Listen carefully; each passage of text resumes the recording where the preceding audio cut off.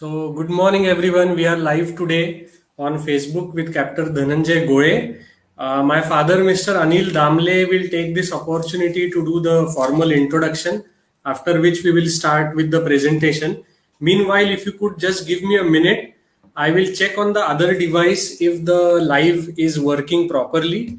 In case there is any problem with the broadcast, you can always drop a message in the chat box, or if you have my mobile number, you can send me a WhatsApp so that we can do a check on that. And if there are any questions, you can also put them in the chat box. We will ask it through him. So just give me a minute. Let me check the broadcast once.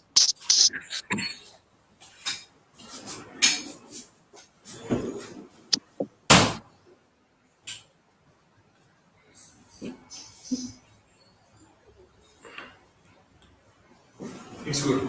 Yeah, Amol is saying it's good. So, Captain Gole has to come on screen, has to log in. I don't know what's went wrong. He's coming mostly. Sorry. Yeah. He's there. Okay. I think there was a Wi-Fi problem. Yeah, no worries. Okay, मित्रांनो नमस्कार. मी Anil Damle. Damle safaris तर्फे मी अनिल दामले आणि माझा मुलगा इकडे आहे तो अमोल. आम्ही गेले काही महिने फेसबुक लाईव्ह सेशन्स बरीच वेगवेगळी करत आहोत. सुरुवातीच्या काळात आम्ही सगळी नेचर ओरिएंटेड बर्ड वॉचिंग अशा विषयांवरती केली होती. आता पहिल्यांदाच आपण पक्ष्यांसारख्या आभाळात उडणार आहोत आणि We have with us Ashwin Varudkar. Yeah. He is currently based in Aysar, I think Tirupati. काय झालं? And he Just has hold on. for his MSc from wildlife. या नाव इट्स ओके. कालचं जे एक सेशन झालं त्याचं रेकॉर्डिंग चुकून चालू झालं होतं. वरुण म्हणून एकाने काल इन्सेक्ट्स आणि स्पायडर्स वरती प्रेझेंटेशन दिलं होतं, ते चुकून चालू झालं. पण एनिवे, तर गेले काही महिने आम्ही अनेक वाईल्ड लाईफ आणि नेचर ओरिएंटेड अशी सेशन्स केली होती. आज पहिल्यांदाच आपण कॅप्टन धनंजय गोळे. धनंजय हा माझा सख्खा मावस भाऊ आहे आणि त्यांनी पुण्यात NDA मधनं एअरफोर्सचं प्रशिक्षण घेतलं. तो जेव्हा ते प्रशिक्षण NDA मध्ये घेत होता त्यावेळेला आम्ही पहिल्यांदा NDAत गेलो.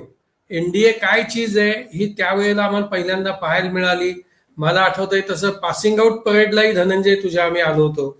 आणि त्याच्या पुढची सगळ्यात गंमत म्हणजे धनंजय पास आउट होऊन गेल्यानंतर अनेकदा मला वाटतं पुढच्या 1-2 वर्षात आम्ही एखाद्या रविवारी NDAत घुसायचो आणि बिंदास सांगायचो चार्ली ब्लॉक, तो जिथं राहायचा तेव्हा चार्ली होता ना, चार्ली ब्लॉक आणि कॅडेट गोळे असं सांगून आम्ही आज जात होतो. तो काळ वेगळा होता, इतकी सिक्युरिटी नसायची, पण ती एक गमतीचा भाग आहे. तर तेव्हा आम्हाला पहिल्यांदा NDA बघायला मिळालं. नंतर कॅप्टन धनंजय गोळेचं NDAतलं प्रशिक्षण संपल्यानंतर प्रथम तो एअरफोर्स ट्रान्सपोर्टेशन विभागात होता. तिथे तो काम करत असताना सुद्धा त्यांनी अनेक किस्से सांगितलेले आहेत. ते आता तोच सांगेल अशी मला खात्री आहे की त्या काळात ते एअर ड्रॉप कसं करायचे किंवा अनेक गोष्टी त्याच्यातनं तो तेव्हा आम्हाला सांगायचा. एअरफोर्सची सर्व्हिस संपल्यानंतर त्यांनी प्रायव्हेट याच्यामध्ये नोकरी घेतली. सिंघानियांचा तो पर्सनल पायलट होता, बरोबर आहे ना? बरोबर. हा, अनेक वर्ष. तर त्याचेही तू अनुभव सांगशील अशी मला खात्री आहे की आणि त्यानंतर जेट एअरवेज मध्ये धनंजयनी अनेक वर्ष काम केलं आणि सध्या तो आता ब्लू डार्ट मध्ये काम करतोय आणि त्याच्या फ्लाईट जिथे जिथे जातात तिथे तो अनेकदा फ्लाय करत असतो. तो फ्लाय करत असताना किंवा फ्लाय केल्यानंतर जिथे राहतो तिथले नेहमी जेवणाचे वगैरे फोटो टाकून आम्हाला खिजवत असतो की मी काय जेवतोय, काय मेन्यू आहे माझ्या समोर इत्यादी. आणि एक धनंजयची माझ्या मामे बहिणीने आणखीन एक गोष्ट आणि गंमत सांगितली की धनंजयचं हसणं जे आहे ते धबधब्यासारखं असतं आणि त्याची आत्ता तुम्हाला चुणूक ऐकायला आणि बघायलाही मिळेल. तर मी त्याचं वाक्य वाचल्यानंतर मला असं वाटलं की एवढं हास्यासारखं, एवढं धबधब्यासारखं हास्य असायचं कारण काय असेल, तर कदाचित विमानाच्या घंगरीपेक्षा हास्याचा आवाज मोठा आला पाहिजे या संकल्पनेतनं तो हसणं त्याचं नेहमी असं खळखळून असतं. तर एनिवे, मी आता ह्या सगळ्या कार्यक्रमाची सूत्र कॅप्टन धनंजयकडे देतो आणि आपण आता त्याच्याकडनंच सगळ्या वेगळ्या गोष्टी, गमती जमती, ह्या सगळ्या त्याच्या प्रवासामध्ये कधी कसे एखाद्या वेळा अडथळे आले असतील, इमर्जन्सी झाले असतील किंवा काय असेल, ते सगळं ऐकायला आम्हाला सगळ्यांना उत्सुक आहोत आम्ही. तर धनंजय, प्लीज गो अहेड. नमस्कार. Yeah, I will. Namaskar. I will just start with the screen share. Just give me a minute. जरूर.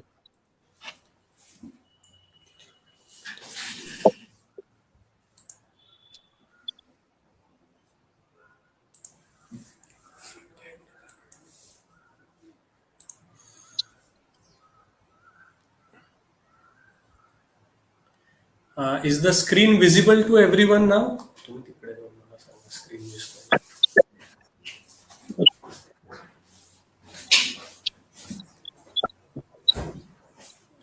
Let's wait for a moment to just check if the screen is visible.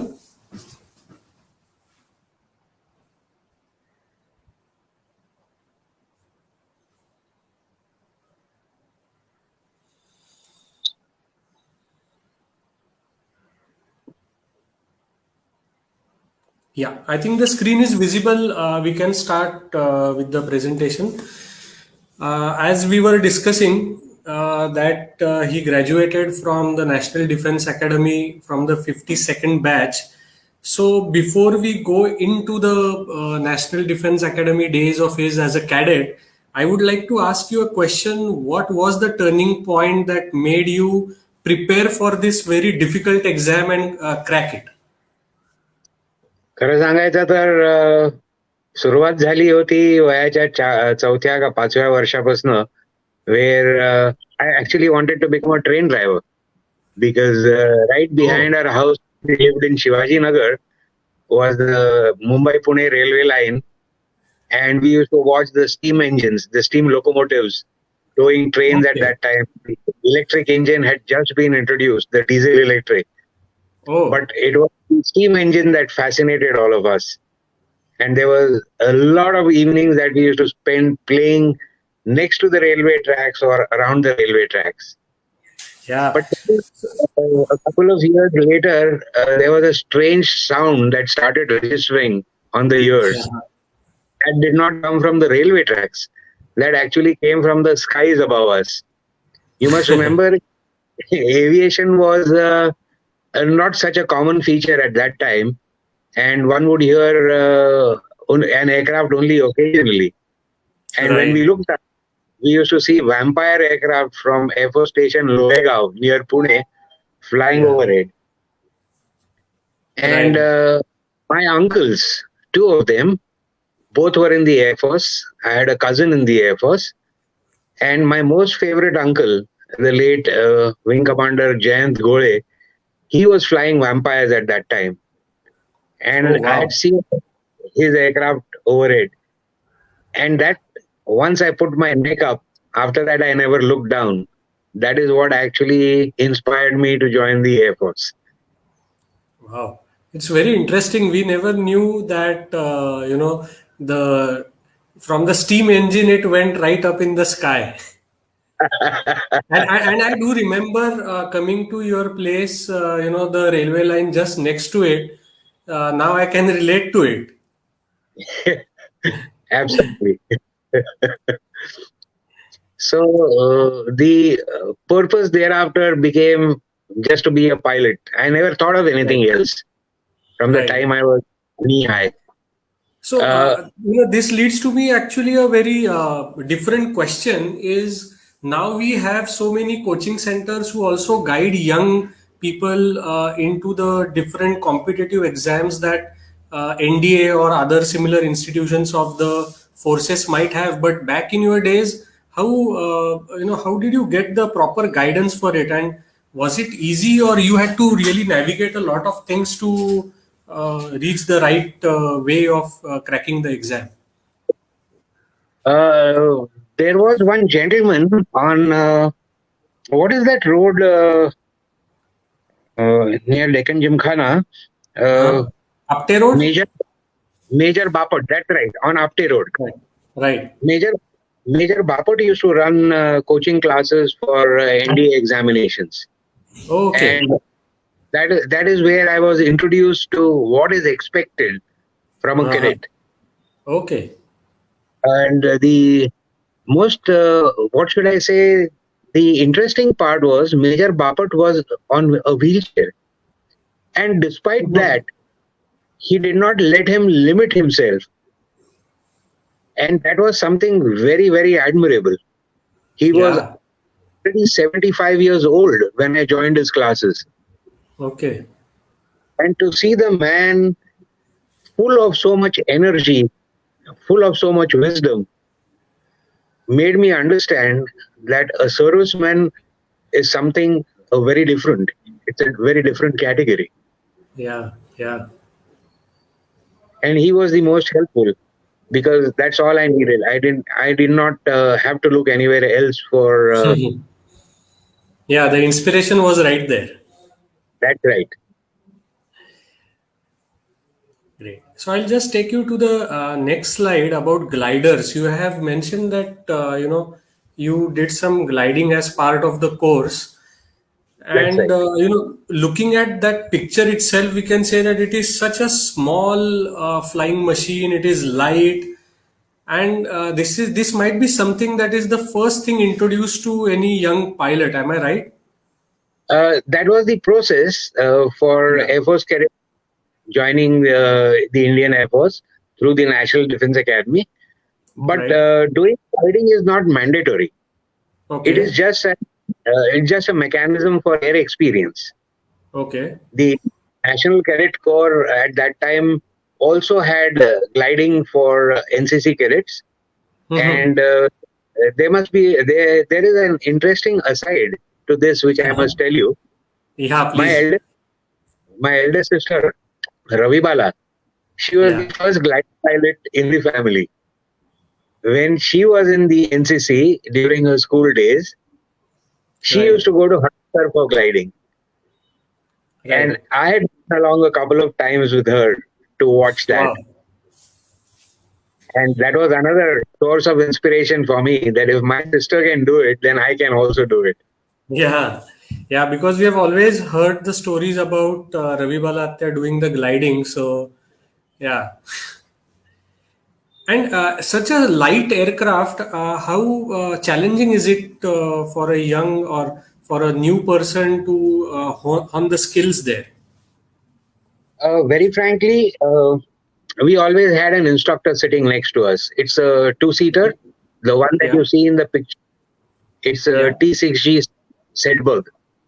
Okay, The Sedberg and the Rohini were the two types of gliders that we had in the National Defense Academy. okay, And the easier one to fly was the Sedberg that you see in the picture. right, Uh, yes, there are challenges in gliding as there are in every other form of aviation. right. But after first few launches, the Mm-hmm. interesting the way they were launched was a tow rope used to be tied to the nose of the glider, Uh-huh. and there was a jeep that used to Uh-huh. go along the glidodrome, pulling the glider. And once For it. the glider reached airborne speed, we used Uh-huh. to lift off, climb to the maximum altitude that the tow rope would permit us to climb, Uh-huh. Uh-huh. release the, and then thereafter it was like flying like a bird without Wow. flapping. So Which was the famous, which was the part of Pune that you liked the most seeing from that glider? there wasn't really much to see at that time because Pune ended at probably Kothurud, Right, and there was a large gap of emptiness in between. And right, the right. glider must go to a height of 300 feet, 250 feet, 300 feet. So, what you really saw was the greenery and the farmlands and the hills all around. Wow, amazing. Of course, as cadets, we were all very devious. So, what we used to do was look for the easiest escape avenue out of NDA so one could go.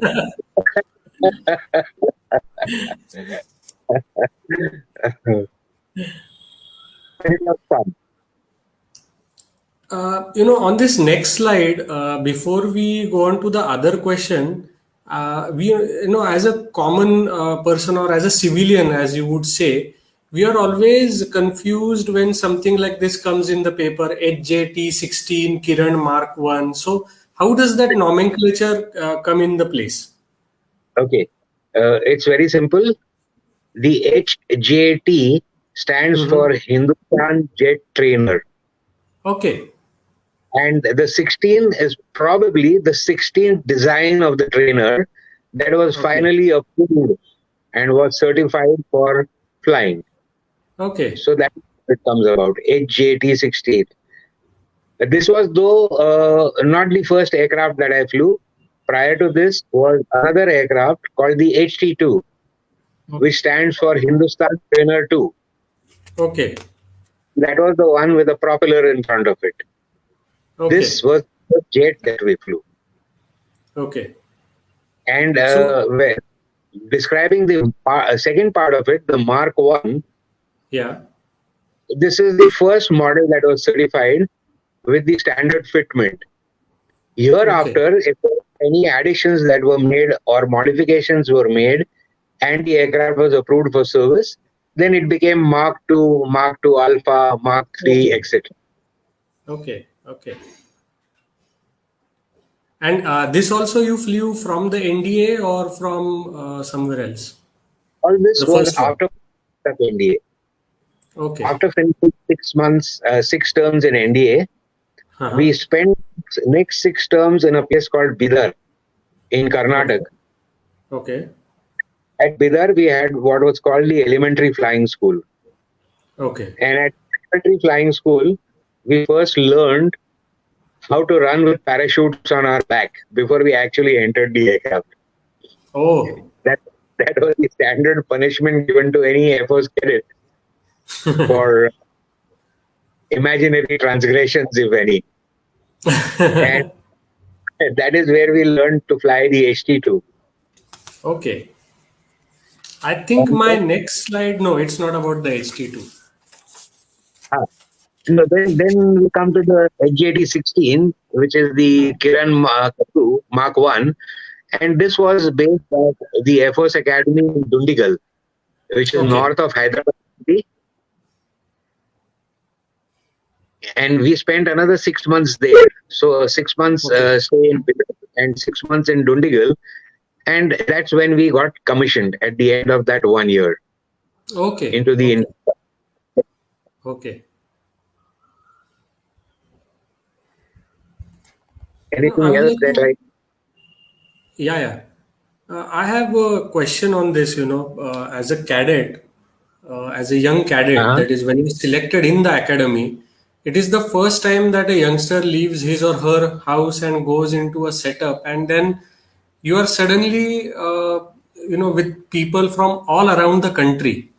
And it's quite a interesting experience where you meet people from different cultures, food habits are different, and it can be very interesting, or rather it is very interesting. So what would you like to say about how this boiling pot has shaped you as a person?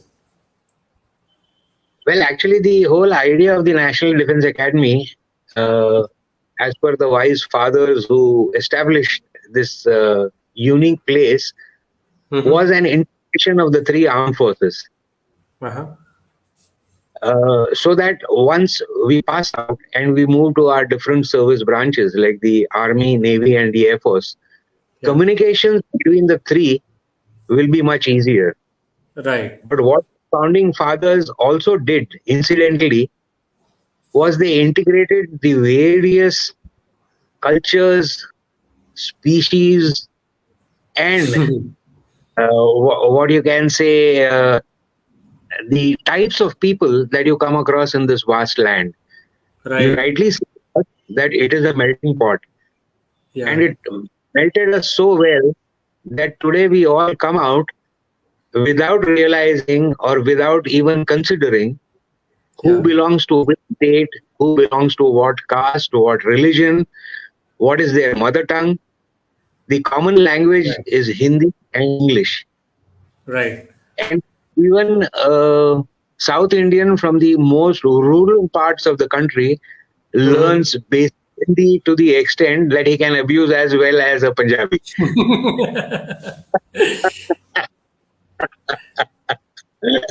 I remember, I would like to just, that is my thoughts went with the movie Chak De India, where Shah Rukh Khan comes and asks everyone to introduce themselves and kicks them out until they keep on saying, I'm from state A, state B, state C, until one girl finally realizes, to say that, so and so, India.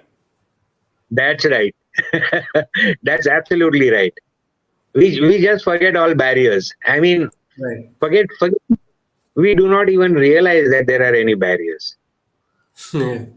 Amazing. The interesting part is the army, where you Yeah. have regiments based on states.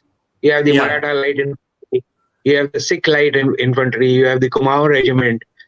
Right. And what they do is they do not Uh-huh. post officers there who belong to the same community. Oh, wow. So you will have a Maratha Light Infantry being Uh-huh. commanded and staffed by officers from every other place but Maharashtra. That's amazing. So per force, they learn Marathi, Yeah. and same way with the other regiments also. And that is Yeah. how you integrate them. That's truly amazing. Yes, it is. I don't think any other armed forces in the world faces these issues and Yeah. these obstacles and overcome Right. them so easy. Right. Right. Right. Like in this picture itself, we can see, people from all around the country being part of the same, close community of people. That's right. You will also see people from two different services there. You will see Okay. naval officers in white sitting in front, and Right. you will see us Air Force cadets in khaki standing Okay. around and sitting. Uh-huh. What is the green uniform of the army? Uh-huh. The army officers did only the first 6 months along with us. Okay. After that, they moved to Devrali, where Okay. they did their further training on helicopters and the other fixed wing aircraft that they used to fly at that time. But the Okay. naval officers remained with us for the next 6 months also. Okay. Okay. How many of those people in the picture are you still in contact with? All of them, That's except for great. those who are not alive, all of them.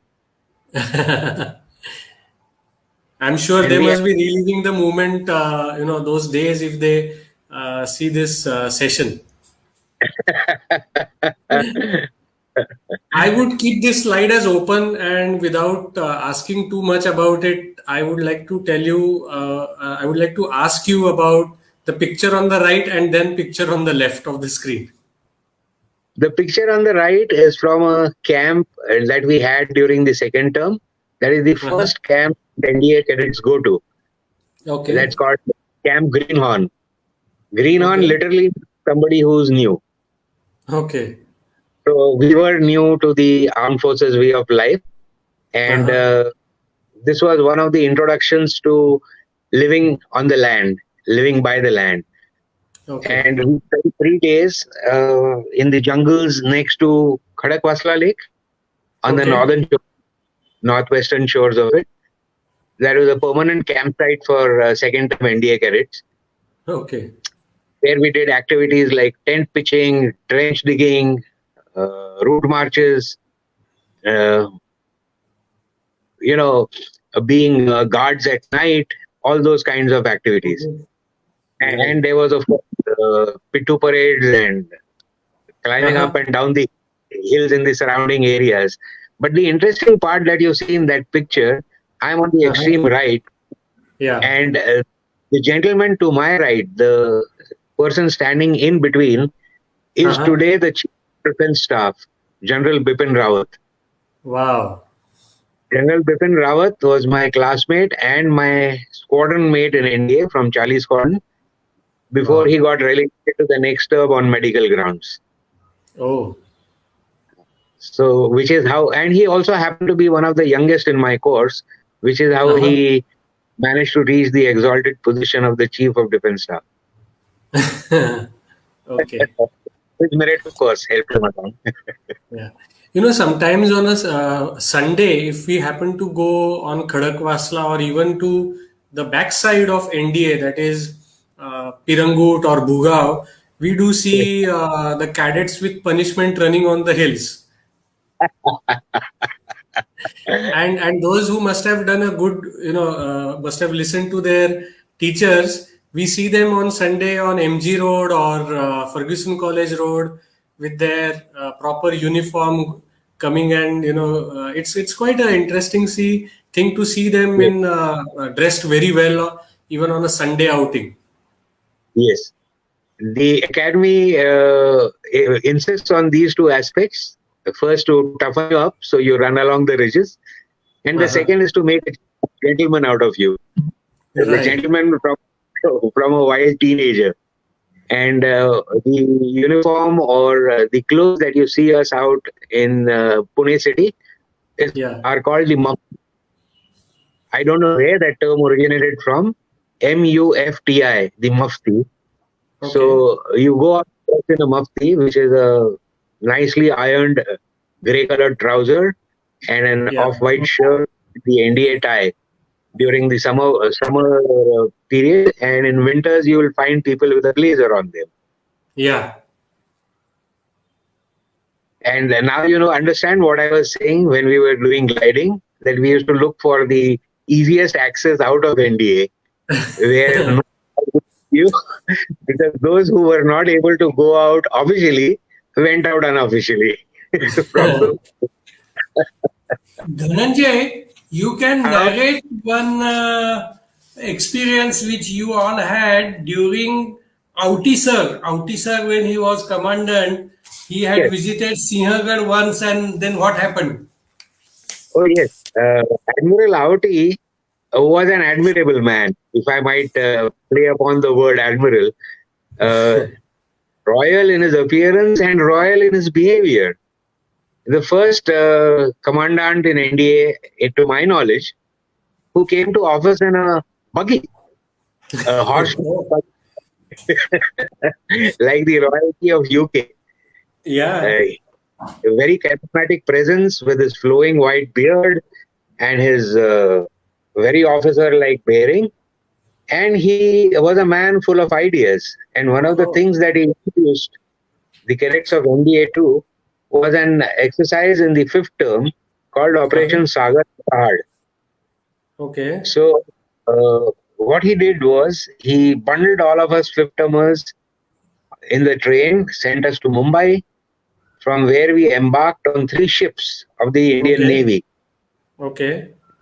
We went out to sea for a period of 36 hours, watched naval maneuvers, participated in some of them as much as cadets could, Yeah. and then we were dropped back on land south of Mumbai at a Uh-huh. place called uh, Dhira.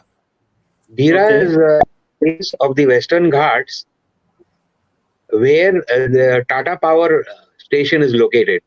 Yeah. Yeah. And there we were divided into groups of 5 Okay. with one team leader. We were given basic rations in our pitu. We were given a Okay. compass and a map, and we were told to walk back to NDA. Wow. We had 3 days to do that. Of course, a lot of safety precautions were taken. Checkpoints were established along the way, which were manned by soldiers and officers. And we had to report at each checkpoint, probably every 3 hours or 4 hours. So we Mm-hmm. marched during the day. We set up our bivouacs at night in the wilderness. Okay. We we foraged for food as and where we could get it, because our Wow. rations didn't last the hungry cadet for very long. Yeah. So we met a lot of villagers on the Yeah. way who were very hospitable, who gave us food, who cooked food for us at times, Oh. gave us water, and we walked a total of 90 kilometers through the jungles and hills. to reach NDA on the third day.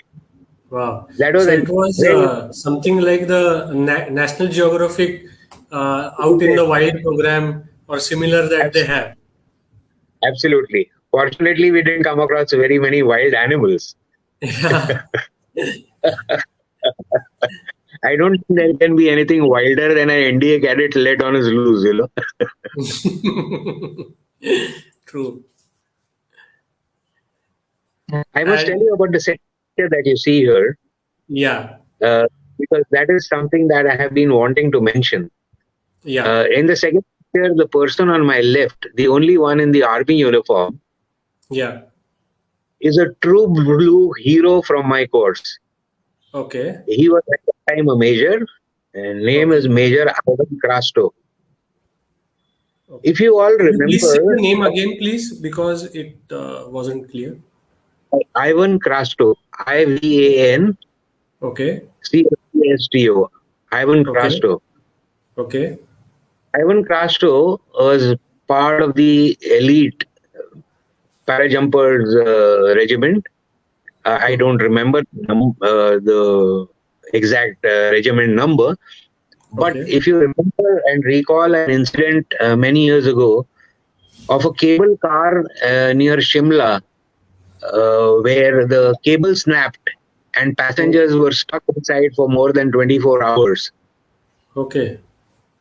So Major Krasto was the guy who went and rescued them. He was Oh, the one who went down from a helicopter into the stricken cable car, spent okay. 12 hours of night ensuring that the passengers inside who were stuck there remained safe, and pulled Wow. them out by one the next morning. And the helicopter that did it was flown by the erstwhile chief of the Indian Air Force, Air Chief Marshal Fali Major, who was a wing commander at that time. That's amazing. So, yes, it was something fantastic. I mean, just having this picture, we would not have got the background that you just told us. Yes, yes. Ivan It Krasto does was send the shivers down the spine even to hear the incident, and the entire thing just, it comes up in front of your eyes. And that is true. so, the passing out parade, then the commissioning is something, a very important milestone in anybody, or rather the cadet coming into the force. Could you just tell us some background as to what exactly is commissioning into the Air Force and how is the preparation for it done and what changes for you as a person? Uh, how does one describe this feeling? Very, very difficult. Uh, it's such an honor. And the person who gave us our commission, who put on the ranks on our shoulders that day, was the Uh-huh. then Chief of Staff, Air Chief Marshal H. Mulgaonkar. Okay. Air Chief Marshal Mulgaonkar had to do the ceremony inside a hangar because unfortunately it rained on our parade that day. Oh, And there was no march past outside as is traditionally done. okay. But the interesting part is where the President of India, who's the Supreme Commander of the Indian Armed Forces, is Yeah. pleased to grant you a commission in the selected armed force, Uh-huh. and we joined the Indian Air Force as pilot officers. Okay. And the biggest change, and you might find it very surprising, Uh-huh. you see the white belt on my waist. Yeah. As cadets, we wore white belts, but that Okay. day we migrated from the white belt to a black leather belt, and there was Oh. no clear feeling than that, Yeah.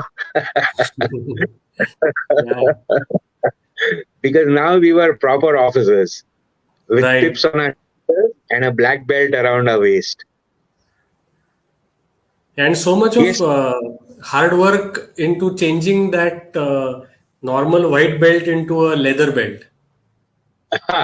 oh, the best part was you took it to a mochi and he Uh-huh. put a black velvet cover on it,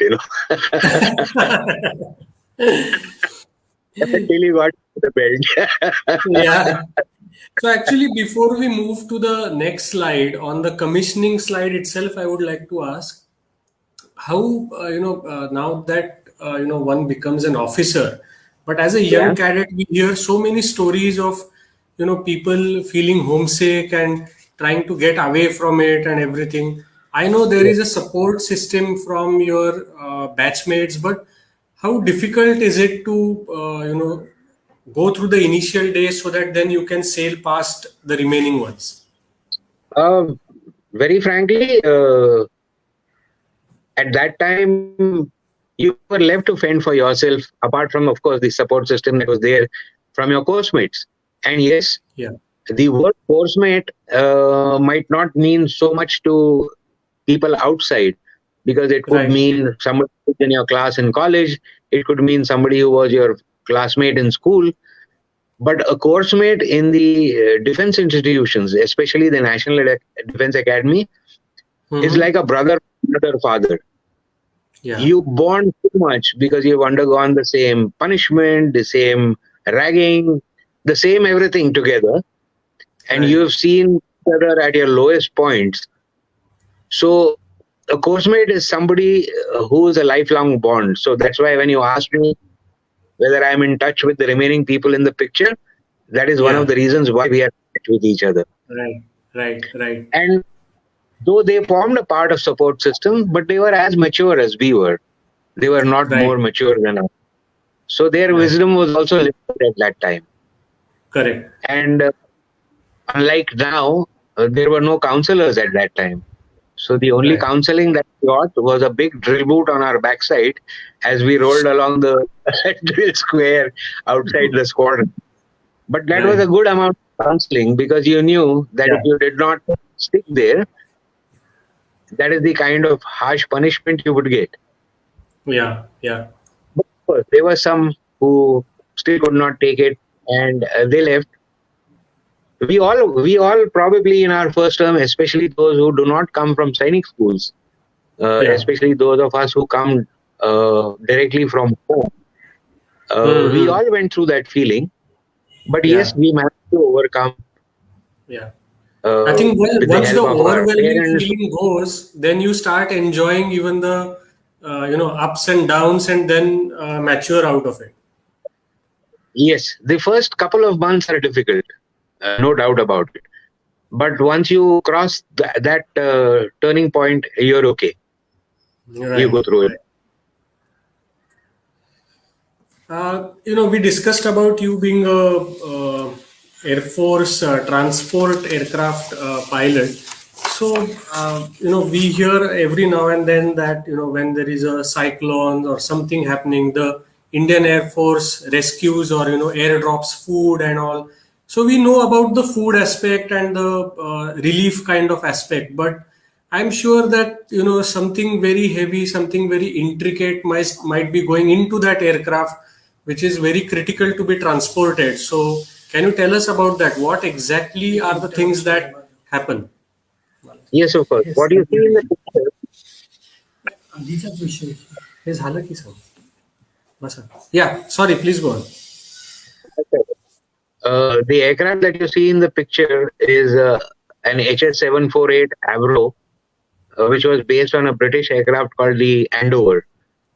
The Okay. HS-748 Avro is actually a medium lift aircraft in the category of, let's say, an AN-32 or a DC-3, that is the Douglas Charlie Corporation uh, designed DC-3 aircraft, which was the most successful troop transporter during the Second World War, and Okay. subsequent a lot of air forces thereafter.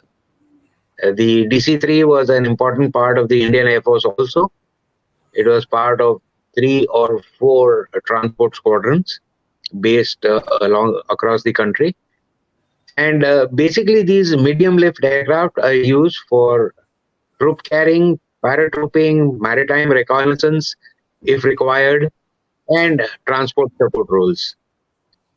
The transport support role was played out in the Northeast Frontier Agency, as it was called then, and subsequently, of course, the 7 states of the northeastern region of India, Yeah. and in also Jammu and Kashmir. Okay. The road network was so poor that the only way to transport food for the civilian administration, food Oh. supplies, was by airdropping. That's right. On the DC-3 in Jorat, where we used to do supply dropping, was as much for the civilian administration of Arunachal Pradesh as was for the army. Oh. So my generation, We I never maintained, knew that.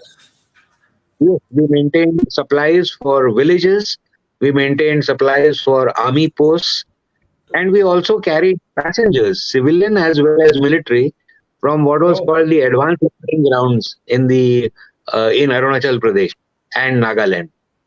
Okay. Okay. The interesting part of the role we played there was landing on the advanced landing grounds. They were Okay.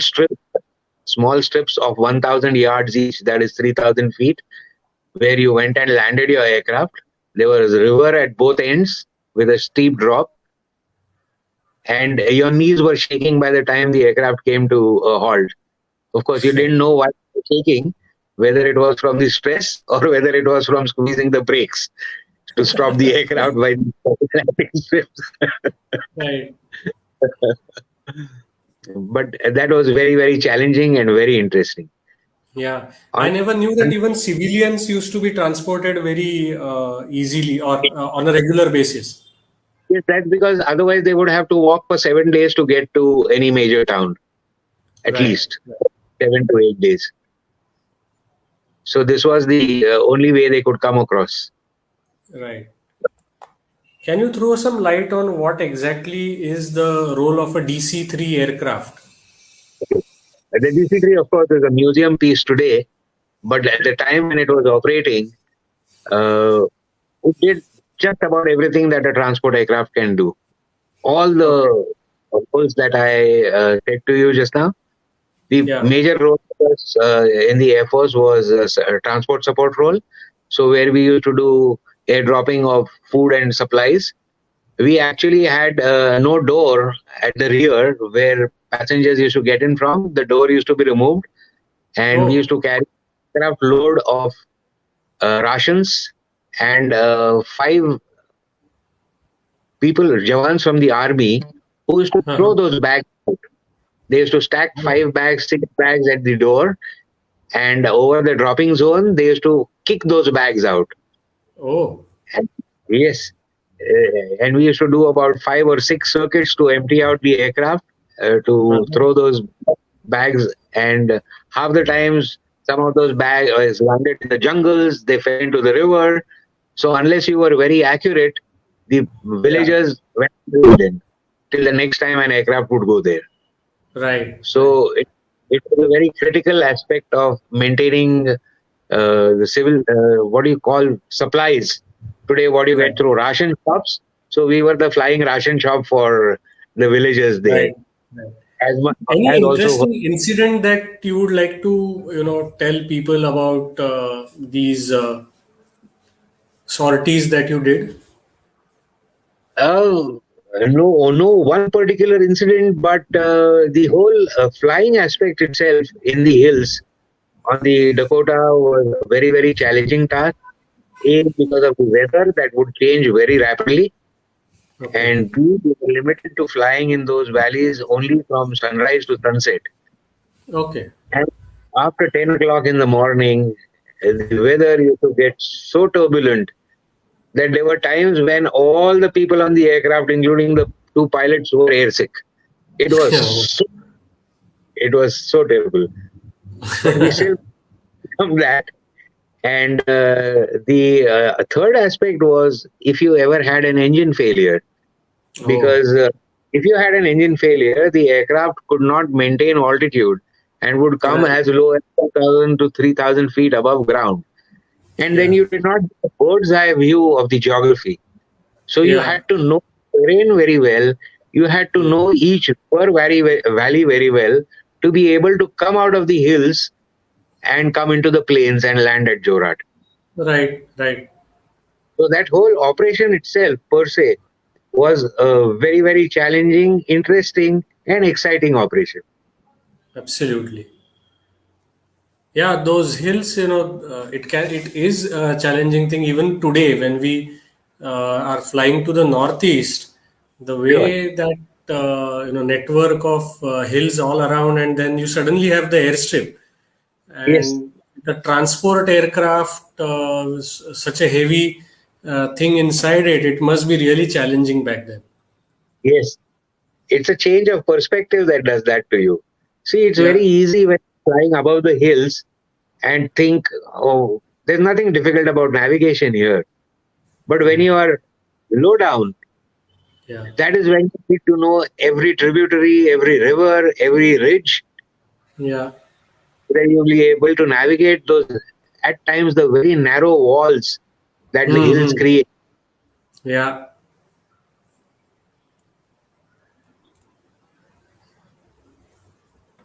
From that, you went on to flying this HS-748. So, can you tell us something about it? This particular aircraft that you see here was modified for navigator training. So after I Okay. finished my on the Dakota, I moved to a place in Begumpet, which was the old airport at Hyderabad.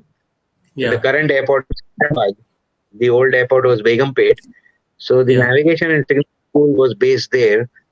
And Okay. here on the aircraft, we used to train navigators of the Indian Air Force. When I say Okay. we, the navigation instructors used to train them. We used to only fly them. And Okay. there were 5 or 6 extra stations created inside the fuselage of the aircraft where normally passenger seats are there, and they had their basic instruments displays there, and they used to Okay. do their planning on tables there. Okay. And we just flew the aircraft as was told to us by the trainee navigator under the watchful eye of the nav instructor. Okay. So Yeah. In basically, some we of the movies, we do see people plotting inside, the aircraft right. and getting the information. So, this is, I think, what exactly is the role of this particular kind of flight.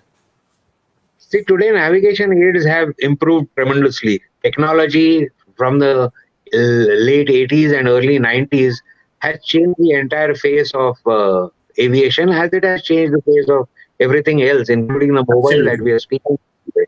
Yeah. But even then, because of the role that the armed forces play and the inhospitable terrain over which it flies, we still Yeah. have a requirement of navigators, Right.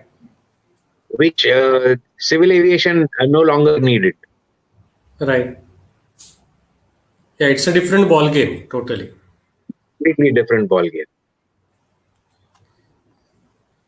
Can you tell us about this picture? This picture of yours on the left hand side, by the way, has become quite famous right now.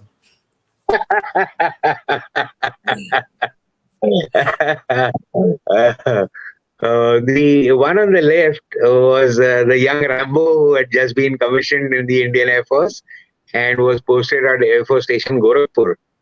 Uh, Hmm. the the Raven glasses that you see on my face Yeah. were borrowed from a very close friend of mine who is no longer alive today, unfortunately, who was a course senior to me by the name of Ashwini Bisht. We used to call him Charlie very fondly. And Okay. Ashwini was very generous with whatever he had. So he spared me his glasses that day for the photograph. And why I had this photo taken was because the jacket that I'm wearing, it was called a battle jacket. It Okay. was given to us by the Royal Air Force, the pattern of the uniform, and it was a very smart piece of clothing. So that is Oh, why I had taken in that. Hopefully, I have yeah. done justice to it. Oh, yeah, yeah, obviously. And Definitely. the picture on the right is at Leh Airfield, where I happened to run into the army coursemate of mine. He is also from my own squadron, Charlie squadron in NDA, Colonel Okay. Raju Chiller. So all three of us are course here, by the way, in the picture. The one on the Oh, left is Ish Khanna. One on the right is me, and sandwiched between us is Rajveer Chiller. So we happened to run into him in Leh, where he was posted. And Oh, it was a very pleasant meeting after more than 20 years, 20, yeah. 25 years. No, for the last 2, 3 years, Leh has become quite a known place of movement for the armed forces, and I'm sure you know how difficult it is, flying through those hills and landing on that airstrip. Yes. The challenge there is the altitude, actually. Uh, Okay. as you are aware, and I'm sure you yourself have gone there many times. Yeah, Breathing yeah. is is an issue at that altitude, Right. and it's the same for aircraft too, because aircraft engines breathe air, they compress air, and then burn Yeah. fuel along with that compressed air. So, because Correct. of the rarefied air at that altitude, even aircraft engine performance drops a lot. So, Right. added to the challenge of the geography is the challenge of Altitude. reducing performance of aircraft. So you have to Yeah. reduce payload, you have to reduce the amount of fuel that you can carry, but the Air Force still manages to carry out heavy lift operations from Leh because of the professionalism displayed by its pilots. Amazing. As a child, I was told stories about your VVIP flying role.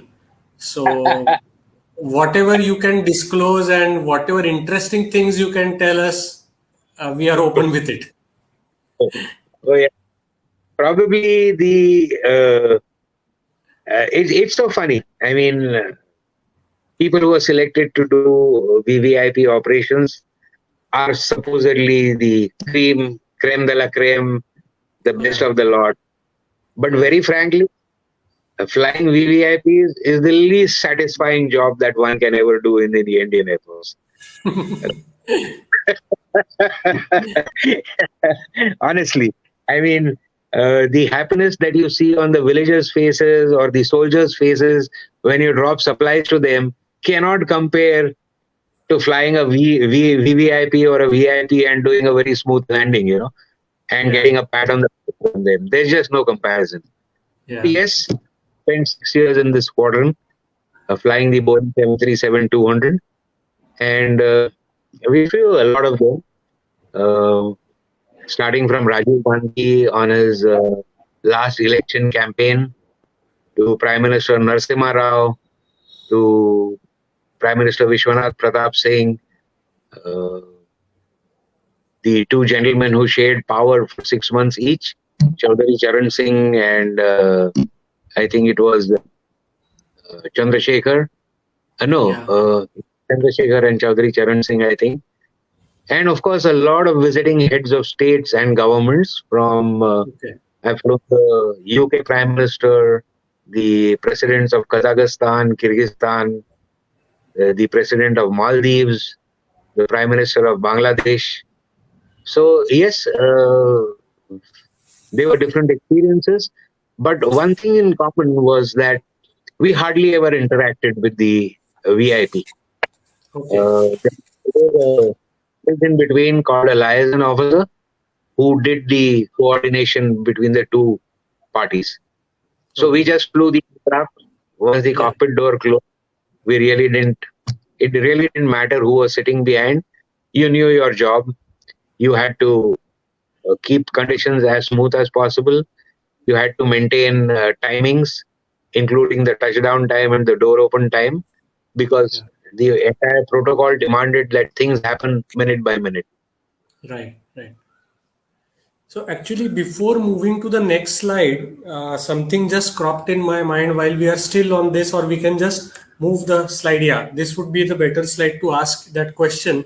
Is we hear a Yeah. lot of joint training exercises that happen nowadays between different forces of different countries. So was Yeah. something like that being done when you were part of it? Not to my memory, really. If they did happen, I was never part of it because probably I was not posted in the right unit at the right time. But Okay. number of joint exercises have, of course, gone up over the years now, and you see a lot of synergy being created between political powers that want to be aligned. But it Correct. wasn't such a common problem. Okay. It's just something that came to my mind. That's why I thought of asking. That's fine. That's right. From the forces, it is a totally different career path, I would say, if you might allow me to. But leaving that and coming to a corporate world, and that too, flying for a certain company there, being on duty for them. What exactly is the, I know there is a lot of difference, but what was the biggest change that you felt happened in your life with that? Uh, very frankly, it was a sea change. It was coming out from a strict, disciplined, structured way of life out in the big bad world. I mean, Oh, I was born a civilian and I'm going to retire as a civilian, but the interim 21 years were in a completely unreal world, if I can say that, because the okay, armed forces are really an unreal world. The reality is outside. That okay, is what that is how an average Indian lives. So that sudden exposure, yes, it took me some time to get used to it, but very frankly, I was able to manage the change comparatively very smoothly because I had not spent as long as a few of my colleagues who then really become so removed from reality that they expect yeah, every civilian to say Jai Hind Saab to you. But that's not how it happens. yeah, And I settled down in Mumbai. I flew for the apparel company called Raymond's, yeah. which was headed by Chairman Mr. Vijaypad Singhania, who had an honorary Air Commodore's rank from the Indian Air Oh, Force. Yes, he was awarded that rank for his feat of flying a microlight all the way from London to Ahmedabad in the wow. shortest possible. A very keen aviator. He also flew the corporate jet that they had purchased. As Okay. he has flown not many hours in the cockpit with me and Oh, the other of mine, and it was a pleasure because he gave us at times, I would say, undue respect, uh, which probably we may not have deserved from the chairman of a company, but he always made sure that we were looked after before he himself got looked after. That was a very, very did this pleasant. different life allow you to be closer to your family, which at times might not be possible being a person in the forces? Yes. Fortunately, the transport fleet allowed us that to a certain extent if you were to compare that with my colleagues in the fighters and helicopters. Because at times, fighter stations were places where there was no family accommodation available. So Right. there were times that my fighter pilot course mates were away from their family for a year, 2 years, 3 years at a stretch. Oh, Helicopter pilots go away on detachments for months on an end without seeing their families. But yeah. fortunately for us, transport aircraft are based at bigger stations.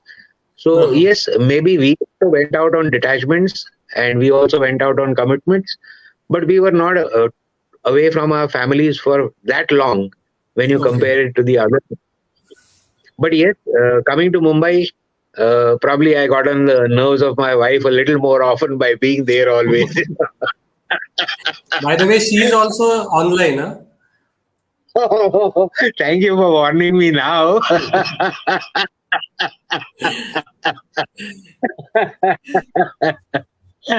You had specifically mentioned about this feat of yours, so I would like to know something about what exactly is this kind of race, and what would you like to tell all of us? Yeah, actually, I was not a participant in the race. I was only flying a support aircraft for my chairman, who was a Okay, participant of the race. okay, This race was organized to commemorate the 50th anniversary of the ICAO, which is the International Civil Aviation Organization. And it was open for small aircraft, basically piston and turboprop aircraft, flown by one or two pilots, Okay. uh, people who are hobby pilots, people who had corporate aircraft in that category. Anybody, I mean, anybody who had the aircraft and the money to sustain them for that entire period, Yeah. or who had sponsors to sustain them, they were part of the race. And though it appeared like you were racing against the other person, but you were actually racing against yourself. In the Okay. sense, every aircraft has a laid down performance, and you were expected to beat that performance. The Oh. parameters laid down in the book.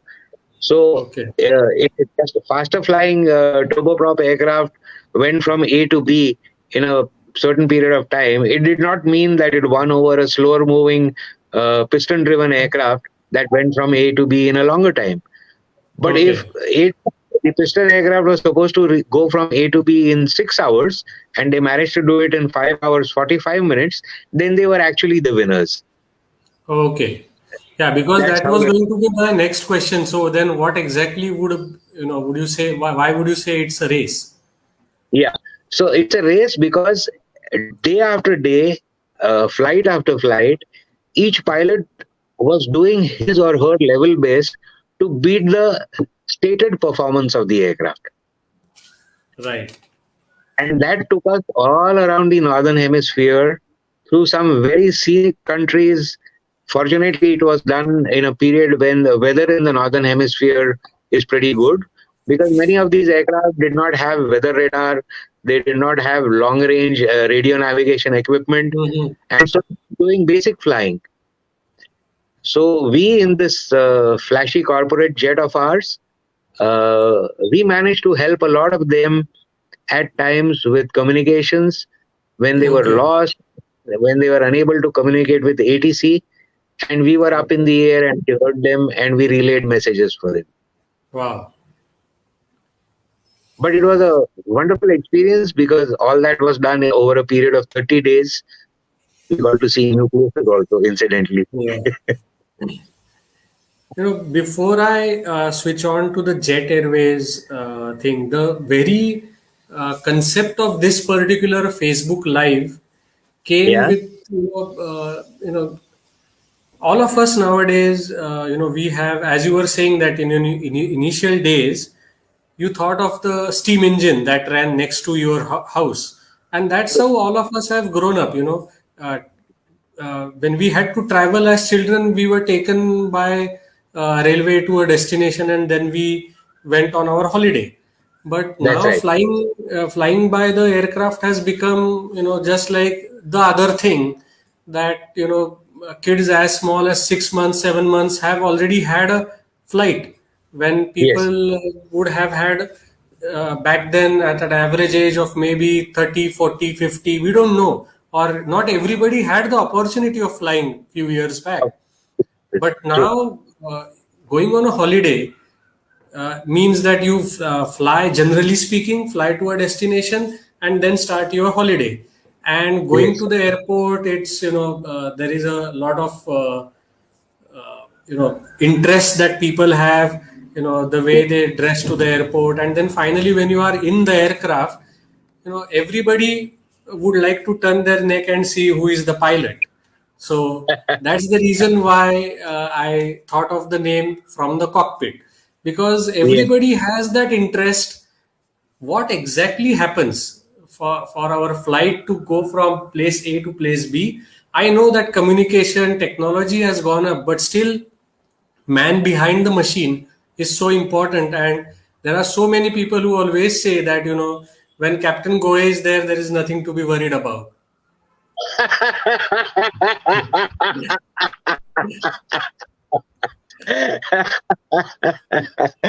I don't know how much truth is there in that, but Oh, yes, yes, there is. we are well backed up and supported by the technological advances today. The Right. aircraft of the present era are a far cry from what we started our aviation with, and Yeah. for that matter, people who joined aviation before me in the Hmm. 30s, 40s, they saw even more rudimentary and basic aircraft. So, in a span of what, 113 years, 108 years, aviation has seen a sea change.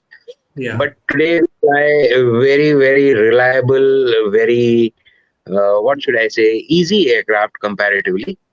The difficult part is to be the systems manager, because today, pilots are, we are systems managers. We Okay. sit, we watch whether everything is working correctly, and when things do not work correctly, that is when you are actually required to give an input of some kind. Otherwise, the Okay. basic flying of the airplane is taken care of by automation to a large Okay. extent. I'll be very honest. I mean, today, getting into the cockpit, you start up the aircraft and you take off. Till then is when you are actually on controls. Thereafter, you engage the autopilot, and the next you disconnect the autopilot about, let's say, 1,000 feet prior to landing. So that in between phase is taken care of by automation. Yes, inputs are Okay. required, but they are not of such a critical nature as it was earlier. Okay. Uh, But we have always heard that with a there have been regular trainings that you have to attend, or yes, little change in the type of aircraft that is there. You have to undergo quite a lot of rigorous training. And as I understand, today also you are in Delhi for your health checkup, which is also very strictly followed for all the members of the crew, or basically even more rigorously for the pilots. So even though it's, I would always say that, when you said that in case there is a problem, then only we have to intervene. So as I said, man behind the machine is also very important. So would you like to tell us some interesting incidents that happened when you were flying with Jet Airways? uh, I have led a very charmed life. I'll be very honest. I have led a very, very charmed life in my 43 years of aviation. I have really not faced any technical issue of a critical nature or a major nature, unlike a few of my colleagues. The first name that pops up to mind is my coursemate and good friend Mukul Goel. When he was flying the Dakota along with me in 1979 to 1982 in Jorat, the Mm-hmm. man had 20 engine failures in that span of 33 years. Oh, I faced only one problem on the engine in that same period. So you can imagine what a charmed life I have led. So yeah. carrying that forward, even in my tenure in Jet Airways, nothing of a very serious nature. Maybe a couple of times you land in severely bad weather, or you depart in severely bad weather. But the weather radar and proper planning takes care of the safety aspects of the aeroplane. Okay. Maintenance, Jet Airways had very good maintenance practices, and fortunately, the aircraft did not give us too many serious problems. Great. None at So, all. is it true that you put the aircraft on autopilot and enjoy a cup of coffee or maybe a breakfast? Is that true? Don't say that too loud, because my wife always hard.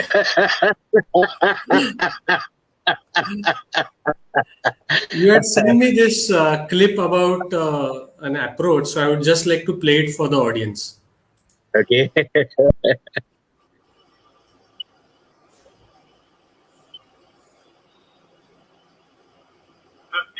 40, 30, 20,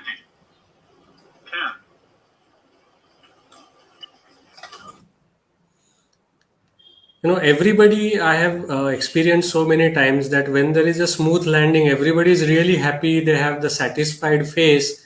But when there is a big jerk, everybody, it's a different reaction that comes out. So I'm sure with different weather conditions, different there might be so many different conditions which you would be in the best position to tell us.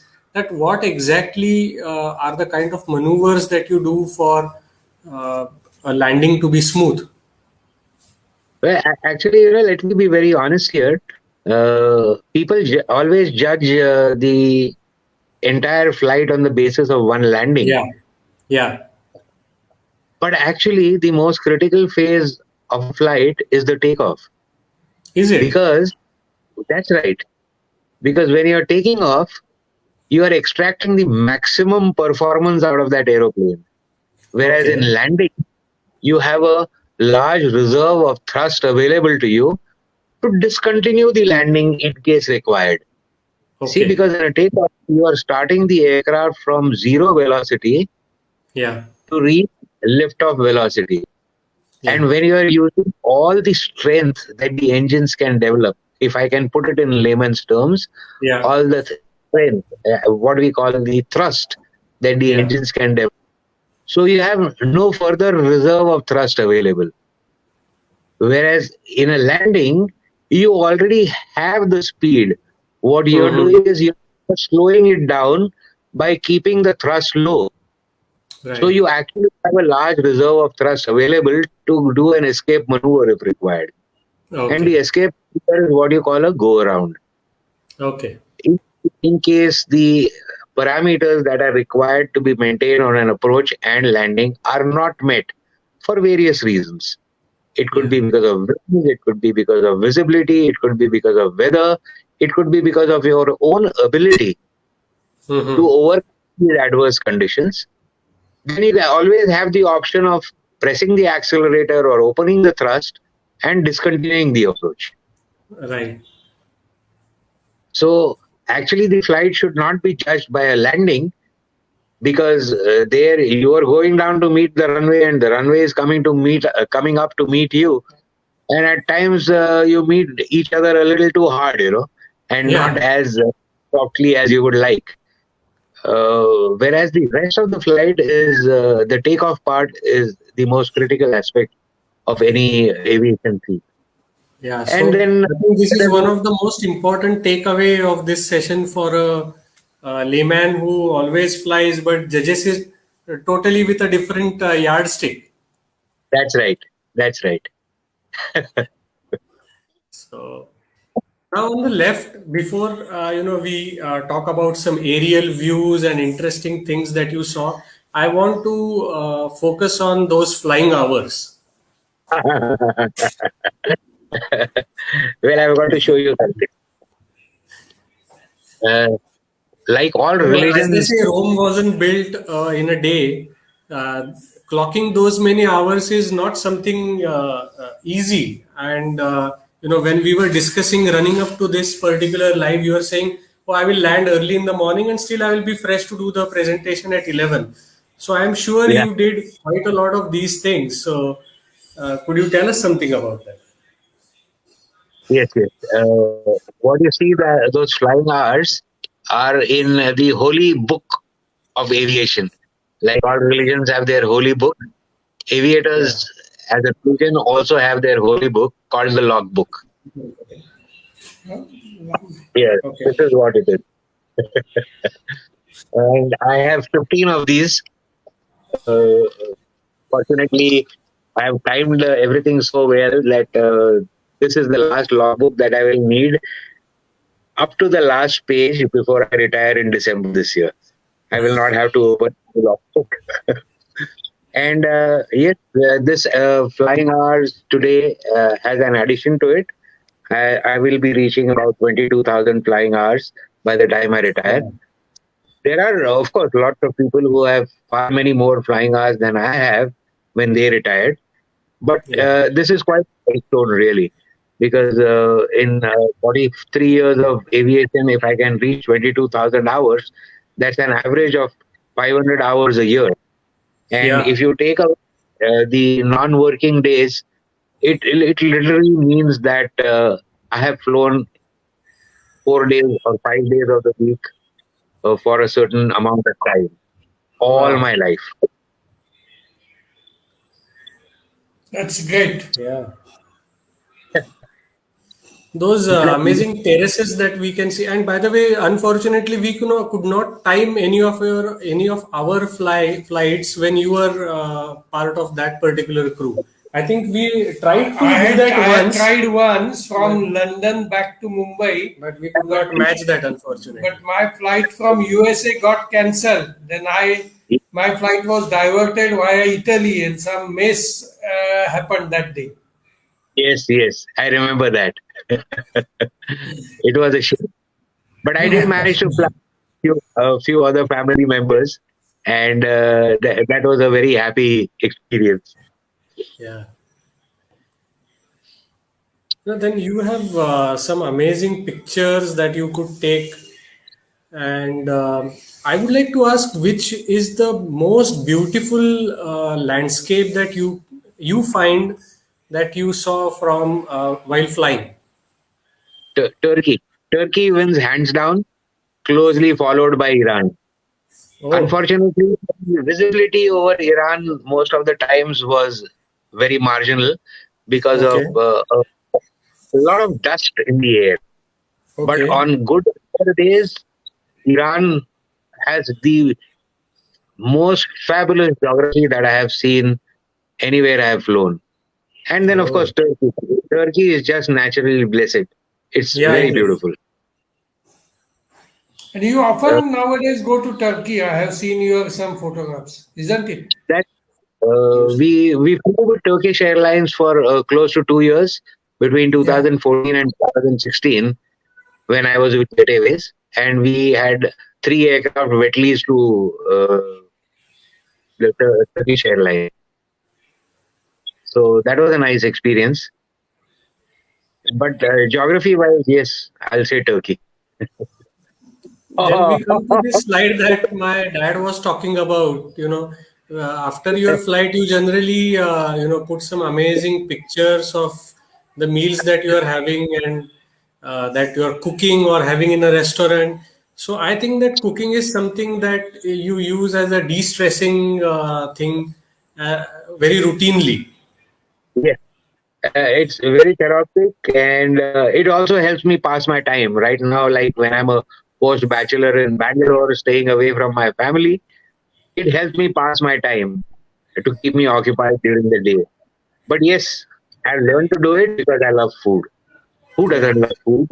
All of us do, don't we? With flying to different countries and then your initial NDA days where you met people from different parts of the country, have you mastered a certain dish that you think you would like to tell us?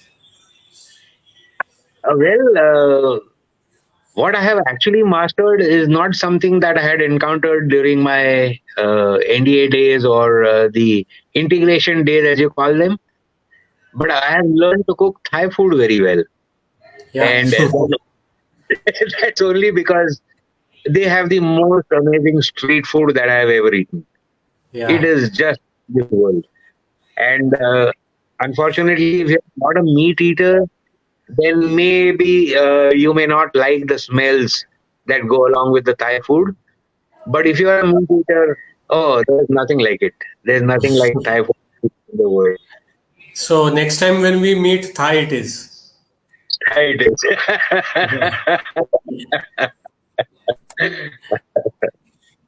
So I will just stop the screen share and yeah. My dad would like to say a few words about today's amazing presentation. अनेक माहिती One नसल्या second. There are a few questions that have come up in the chat box. I would just like to put them. All right. I think one of your course mates or from NDA, Mr. Anil Suryavanshi.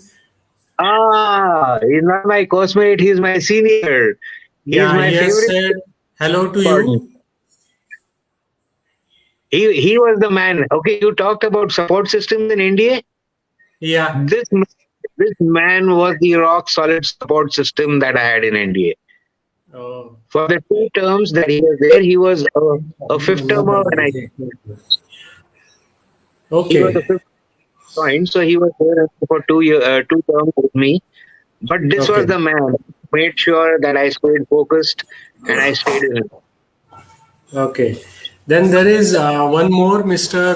Shrikant Fadke, who Okay. has said that he's seeing you after a long time, that is after 1970. Ah, Kant Padke. Oh, yes, Yeah. yes, yes, yes. Yes, of course. Yes. Yes. But he does meet Ravi Bala Atya. That's what he just said. Yes, yes, yes. Then Yes, yes, it is Manjiri. Then Karan Bharadwaj. I think you know him. yes, of course.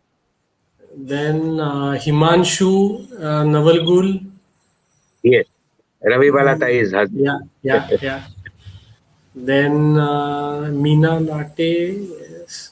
Mohini, Nita. Yeah, so Yeah, yeah, quite. Okay. काही नाही, Dhananjay as a ले man हे सगळं ऐकायला खूप मजा आली. खरं आणि तुझे एनडीएतले काही एक्सपिरियन्सेस आम्ही तेव्हा ऐकलेलेच होते, ते पुन्हा रिपीट झाले त्यातले काही. पण तू एक मला पाहिजे होता ती गोष्ट मी बहुतेक नीट विचारली नाही, की तुम्हाला काय सिंहगडचं पनिशमेंट असायची ती बहुतेक तुमच्या ऍडमिरल औटींनी थांबवली. त्याचं कारण नाही सांग. नाही नाही नाही सिंहगडची पनिशमेंट ही खूप जुनी पनिशमेंट आहे. ती आउटींनी थांबवली नाही. आउटींनी त्याला एक वेगळा ट्विस्ट दिला.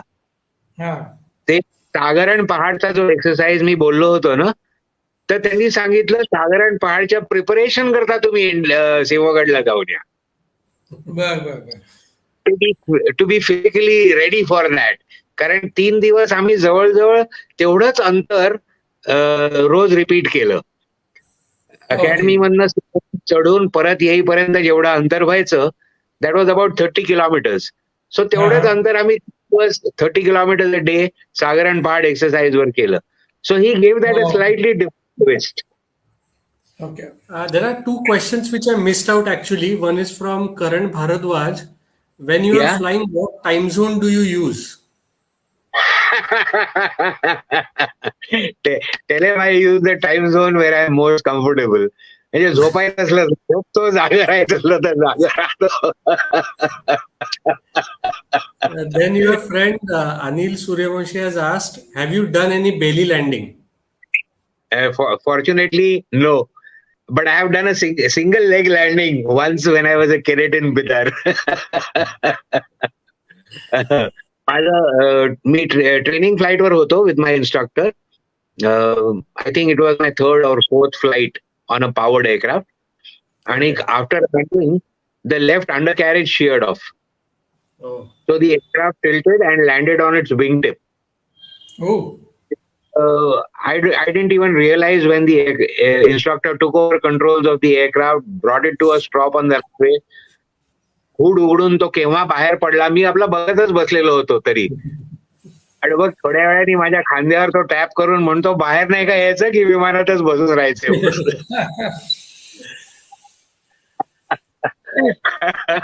so does Blue Dart accommodate civilians? Because that might be the last chance to have you as No. on the control. Unfortunately, if you can disguise yourself as cargo, that is the only way you can come on a Blue Dart aircraft. Packing has to be done properly then. Absolutely. Thank you so much for sparing your Sunday just before the health checkup to give us a very interesting. तुमचं salute असं असतं का, असं असतं का, असं असतं? Actually प्रत्येक सर्व्हिसचा वेगळा असतो. हा जो आहे असा हा नेव्हीचा सॅल्यूट आहे. हा, The Air Force salute is at 45 degrees. Even the shoulder is at 90 degrees, and this hand is at 45 degrees. And the army is a little more rigid the way they are in their discipline. चल, Thank you so much. My pleasure. Thank you. It was such a Thank pleasure. you. Bye. Ajit Bye. Kaka also wants to be packaged, by the way. He has told that. Tell him I look forward to that. Yeah. Okay, bye. Bye.